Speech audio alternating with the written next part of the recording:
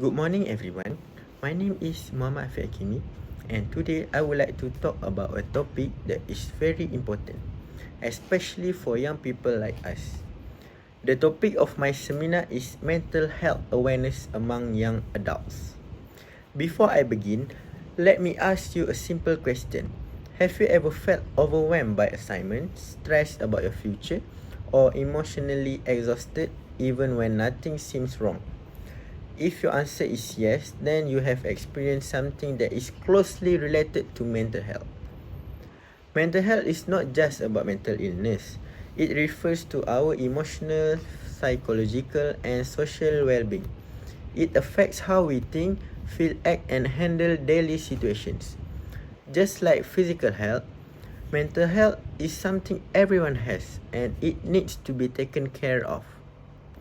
Nowadays, mental health has become one of the biggest concerns among young adults.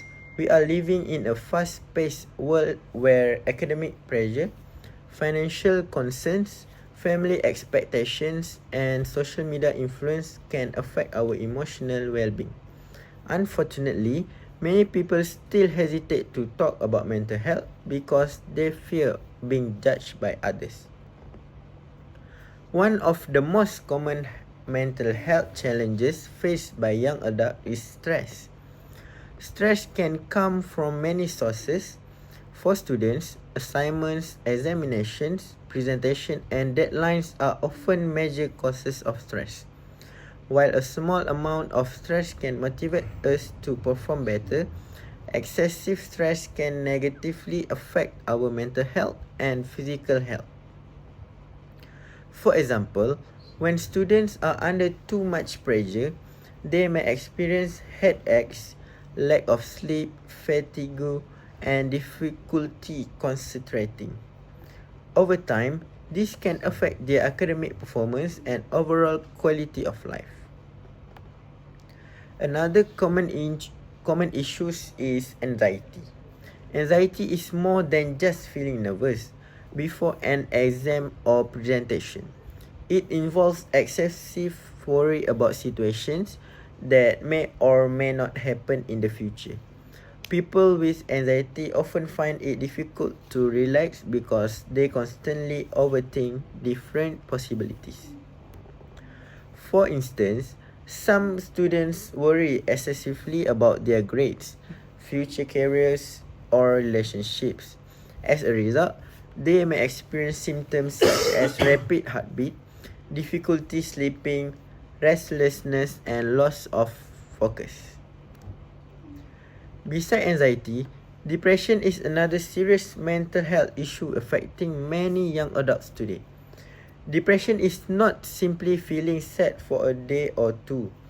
It is a condition that can make a person feel hopeless, unmotivated, and emotionally drained for a long period of time. People suffering from depression may lose interest in activities they once enjoyed and withdraw from family and friends. One factor that contributes to mental health problems among young adults is social media. Social media has many benefits. It allows us to stay connected and access information quickly. However, it can also create unrealistic expectations. Many people only share the best moment of their life online, making others feel as if they are not successful, attractive, or happy enough. When young adults constantly compare themselves with others, it can lead to low self-esteem, insecurity, anxiety, and even depression. The impact of poor mental health can be significant. Academically, students may struggle to focus in class and complete their work effectively. Physically, they may experience sleep disorder, fatigue, headaches, and other health issues. Socially, they may isolate themselves from friends and family, leading to loneliness and reduced emotional support. Therefore, it is important for us to take care of our mental health before problems become more serious. There are several ways we can maintain good mental health, such as find some good friends, enjoy your life, and don't overthinking too much. That's all from me. Thank you.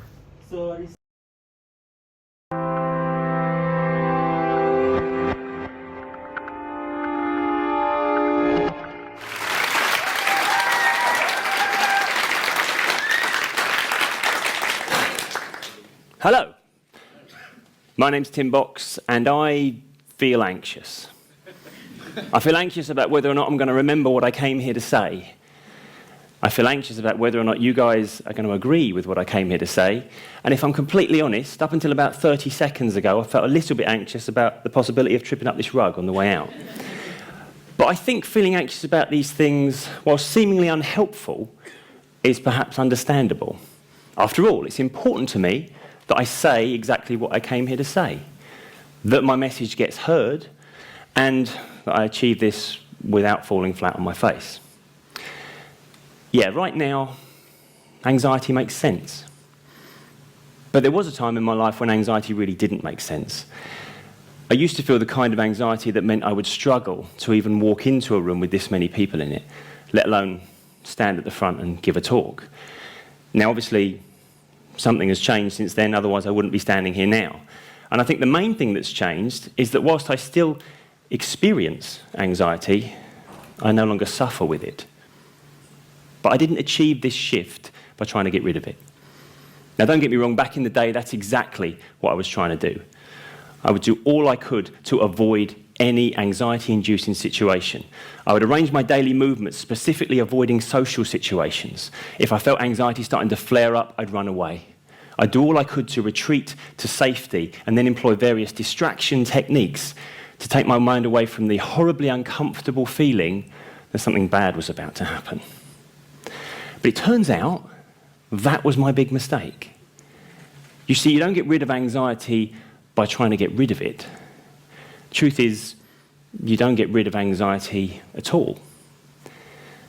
Now, by some twist of fate, or perhaps as a direct result of what I went through back then, I now work with anxiety sufferers to help them understand and ultimately overcome those feelings.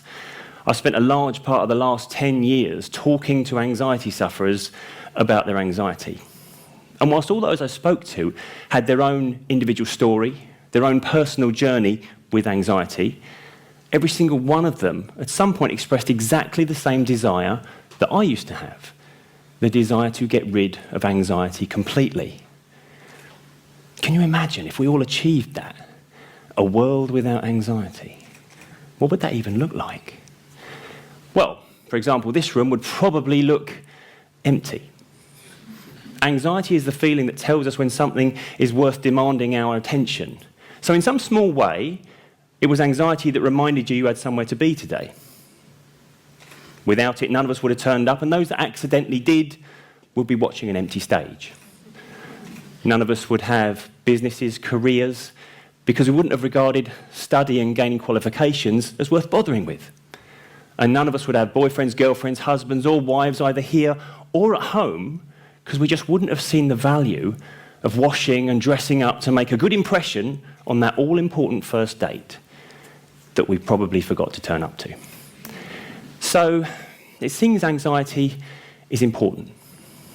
But of course there are those that don't feel anxiety. There are two very distinct groups. The first group, dead people. Dead people don't feel anxious. You know, and I think that's okay. They're dead. They've got enough to not worry about. The second group would be those we might refer to as psychopaths. Those people that, for whatever reason, lack the ability to have any concern for the consequences of theirs or anyone else's actions. Now, I don't know how you were brought up, but when I was a kid, I was given the distinct impression that being part of either of these two groups would be undesirable. So if being free of anxiety would be such a bad idea, why do we regard feeling anxious so negatively? Now, I think the very obvious answer to that question is that it feels horrible. When we suffer high levels of anxiety over a long period of time, it can very quickly start to dominate our life, even go on to define our existence. Of course we're going to try and get rid of it. But what if we can't? What if all of our attempts to control our anxiety response ultimately fail, then where do we go? I think most people go along to their local doctor. And I should state at this point, I'm a big fan of doctors. They've saved my life on more than one occasion, and I feel a tremendous amount of sympathy for them when it comes to treating anxiety issues, because it's really not what they signed up for, and it's certainly not what they're trained for.